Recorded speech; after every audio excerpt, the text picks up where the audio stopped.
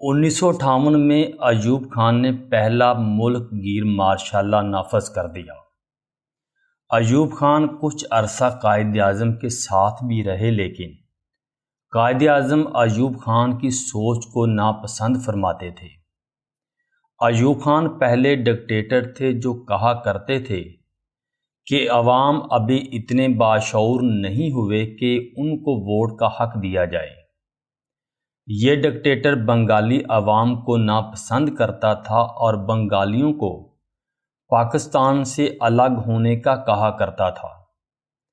ایوب خان جمہوریت اور پاکستانی حکمرانوں سے شدید نفرت کرتے تھے۔ سیاستدانوں کو کنٹرول کرنے کے لیے بدنام زمانہ قوانین ابیڈو اور پروڈا متعارف کروائے۔ ان قوانین کے تحت خصوصی ٹریبونلز کو سابق سیاستدانوں کے خلاف بد انتظامی کے لیے مقدمہ چلانے کا اختیار دیا گیا، جس کی واضح وضاحت نہیں کی گئی تھی۔ اس قانون سے تقریباً 7,000 افراد متاثر ہوئے، جن میں سابق وزیر اعظم سہروردی اور فیروز خان نون جیسے قابل ذکر سیاستدان بھی شامل تھے۔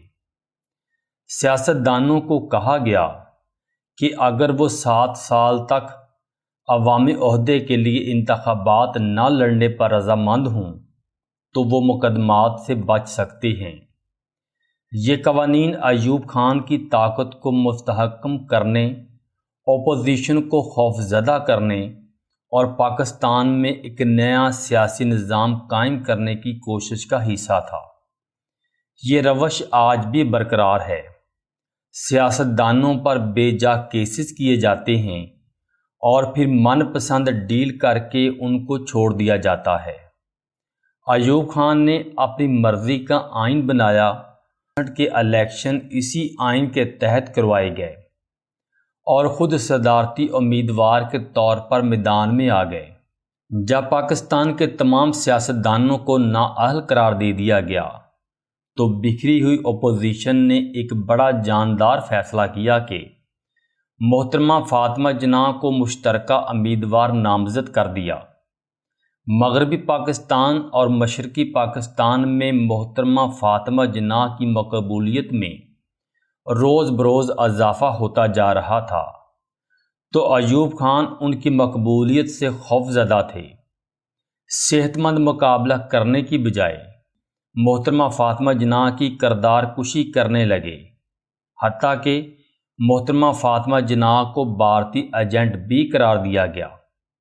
ملکی تاریخ کی بدترین دھاندلی سے ایوب خان تو جیت گئے، مگر ان کی رہی سہی عزت بھی عوام کی نظروں میں مٹی کا ڈھیر بن گئی۔ پورے ملک میں ایوب خان کی حکومت کے خلاف وسیع پیمانے پر احتجاج، ہڑتالیں اور مظاہرے پھوٹ پڑے۔ اپوزیشن نے جمہوری اصلاحات، معاشی انصاف اور فوجی حکمرانوں کے خاتمے کا مطالبہ کر دیا۔ ایوب خان کے دور حکومت میں معاشی جمود، مہنگائی اور غربت بہت زیادہ بڑھ گئی۔ مشرقی پاکستان میں بڑھتے ہوئے عدم استحکام نے بنگالی قوم پرستی کو ہوا دی۔ نومبر 1968 میں لاہور اور دیگر شہروں میں طلباء کی قیادت میں مظاہرے شروع ہوئے۔ مشترکہ اپوزیشن جماعتوں نے ایوب خان کے خلاف اتحاد بنا لیا۔ یحییٰ خان سمیت اعلیٰ فوجی افسران ایوب خان کی حکومت سے غیر مطمئن تھے۔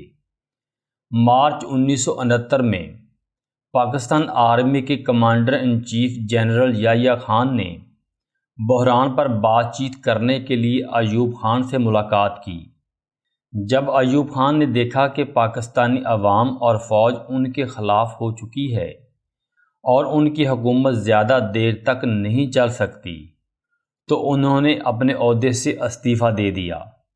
اقتدار یحییٰ خان کو سونپ دیا گیا۔ یحییٰ خان نے آئین کو معطل کرتے ہوئے مارشل لا کا اعلان کر دیا۔ یحییٰ خان نے فوجی افسران اور بیوروکریٹس کی کابینہ مقرر کی۔